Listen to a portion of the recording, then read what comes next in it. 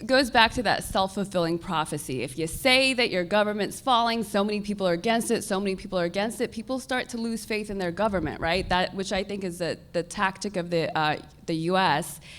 I mean, if the glorious day in D.C. where they had the Federalist representatives do a press release, if anyone hasn't seen this, what it was these, I think, 9 folks who were supposed to be representative of minority ethnic groups in Ethiopia that were on the side of TPLF and against the government of Ethiopia. So it was 9 guys, had no idea what they were talking about up there. But I did catch this, or they did say this in a way that made sense. We're here to announce that we are going to overthrow the government of Ethiopia. Like, who does that, right? Who does that in the United States? Reuters was there, New York Times was there. They essentially legitimized this announcement of a violent coup, right? So, and it turns out, first of all, nobody knew who they were, right? People were like, who are these people? Like, we've never heard of them before.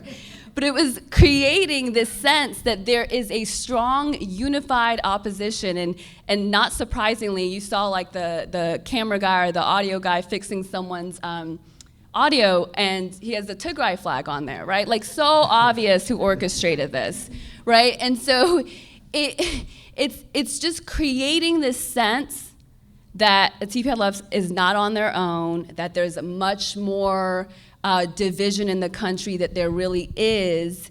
And I don't know if the West was always this sloppy. Maybe you can tell me because you have a much more deeper understanding. But it almost feels like the lie on Ethiopia is like made for Africa. Like, they don't think it needs to be that complicated for Africa. Like, you know, because with other stories, with, you know, when I was with Al Jazeera America, Syria happened, there was the Summer of Gaza, a lot of stuff was happening in the 2013 to 2016 years, and it seemed like their lies were more sophisticated than they are for Ethiopia.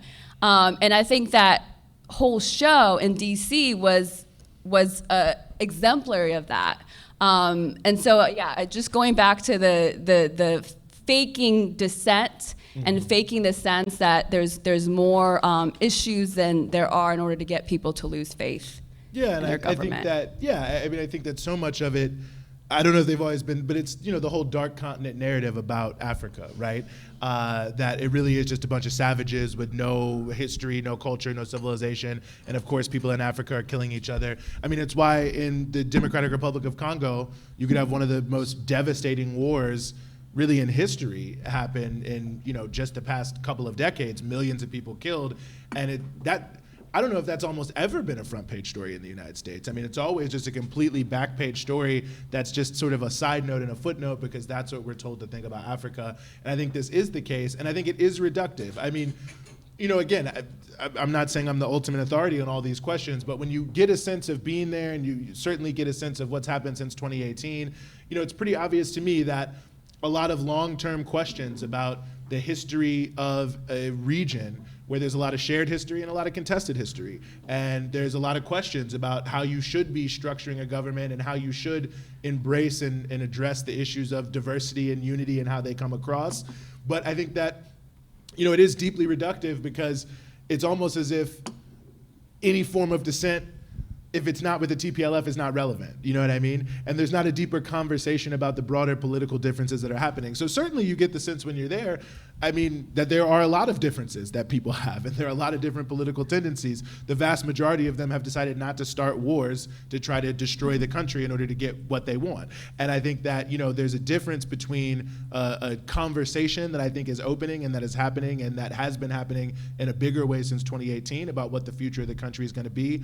That could go many different ways. And I think that's often just reduced down to this sort of typical dark continent, Africa, people fighting each other, no real need to really get into any of the context of what's here and what's there. And it makes it easier for people on any side really to caricature what's happening. Yeah, and I just want to add to the point about stereotypes. It seems like, to me, mainstream media just recycled like a 1980s, 1970s playbook for Ethiopia. It was crazy. For 20 plus years, gradually you start to hear more positive news about Ethiopia, fastest growing GDP in the country, da da da.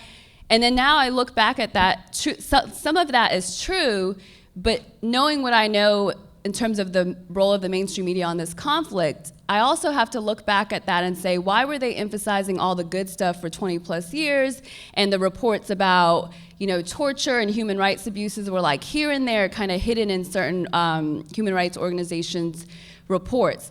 When they're talking about, first of all, the fact that war happens in Africa, for a lot of people is just like, just another war, that's what Africa does.